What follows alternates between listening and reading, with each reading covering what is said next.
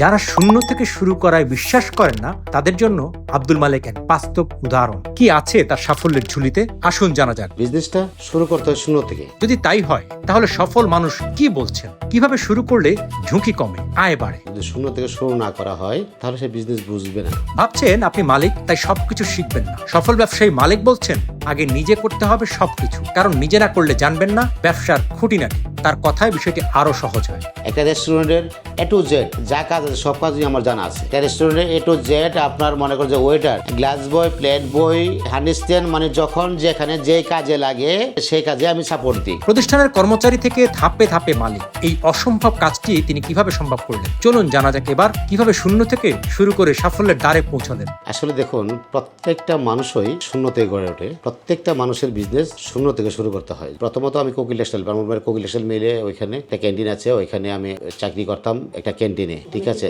ওই ক্যান্টিনটা ছিল সরকারি ক্যান্টিন। ওইখানে 25% সরকারে ভর্তুকি দিত আর 75% কাস্টমার দিত।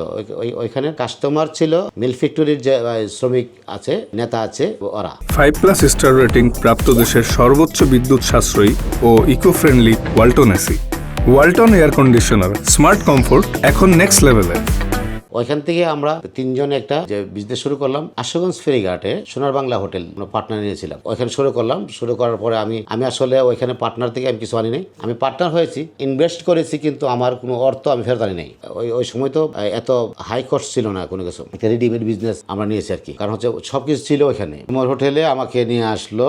নিয়ে আসার পরে খায়ের ভাই হচ্ছে জুমর হোটেলের মালিক। জুমর হোটেলের মালিক কি বলতেছে যে খায়ের ভাই, আমি আপনার জন্য একজন লোক নিয়ে আসছি, আপাতত আপনাকে হেল্প করবে। কারণ উনি আমাকে কিছু বলতে হয় না। তখন ডিউটি ছিল সকাল 9টা থেকে রাত্রের 3টা বা 2টা, এই ধরনের ডিউটি ছিল। এটা অনেক কষ্টসাধ্য। তখন ডিউটি ছিল সকাল 9টা থেকে রাত্রের 2টা, কারণ রাত্রের 2টার পূর্বে কখনো প্রতিষ্ঠান বন্ধ হয় নাই, 3টা বেজেছে, এমন ডিউটি ছিল। প্রচুর কাস্টমার ছিল। তখন এত লং টাইম ডিউটির মধ্যে বসার কোনো স্পেস নাই, কারণ অল টাইম কাস্টমার, এবং বসার কোনো পরিবেশও নাই। মাস 2 কাজ করার পরে তখন আমাকে উনি ডিউটি দিল সকালবেলা, সকাল থেকে বেলা 11টা পর্যন্ত ক্যাশে, আবার বেলা 11টার পর আবার ওইটারই। যখন উনি আবার নামাজ চলে যায় আমি আবার ক্যাশে, আবার নামাজ আসলে আমি আবার ওইটারে। এইভাবে চললো আপনার মার্চ 6 মাস।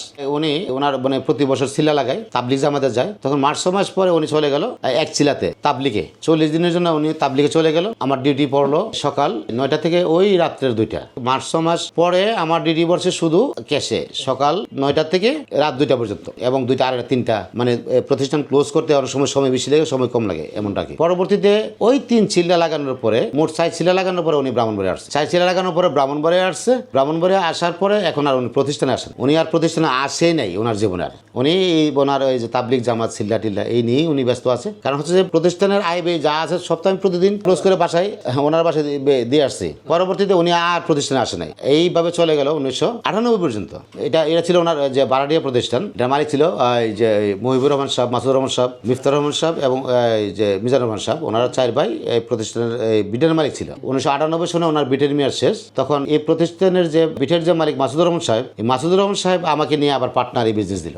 শুরু করলাম। এখন তারপরে দিন যত যাচ্ছে তত মানুষের চাহিদা, মানুষের রুচি বহুত কিন্তু চেঞ্জ হয়। কারণ একটা সময় মানুষের সকালে ভাত খেত, রাত্রে ভাত খেত, দুপুরে ভাত খেত, 3 বেলা ভাত খেত। তারপরে কিন্তু মানুষের রুচি আস্তে আস্তে চেঞ্জ হয়। তারপর দেখা যাচ্ছে যে মানুষের সকালবেলা একটু যে পরোটা বা ইত্যাদি অন্যান্য আইটেম খাইতে পছন্দ করে, কিন্তু দেখা যাচ্ছে যে দিন দিন তো দুপুরবেলা সেল ঠিক আছে, কিন্তু সকালবেলা কিন্তু সেল তেমনটা হচ্ছে না। 2 বছর আমি পার্টনারে ওনার সাথে বিজনেস করলাম, বিটের সাথে। করার পর ওনাকে আমি পরামর্শ দিলাম যে আপনি একটা কাজ করেন, বিজনেস যদি বাড়াইতে হয় বা সবসময় অল টাইম কাস্টমার পেতে হয়, তাহলে আপনার প্রতিষ্ঠান আছে, কিন্তু প্রতিষ্ঠানে পণ্য রাখতে হবে। সবকিছু যদি আমার প্রতিষ্ঠান থাকে তাহলে তো তারা অন্য প্রতিষ্ঠানে যাবে না, আমার এখান থেকে সবকিছু নেবে।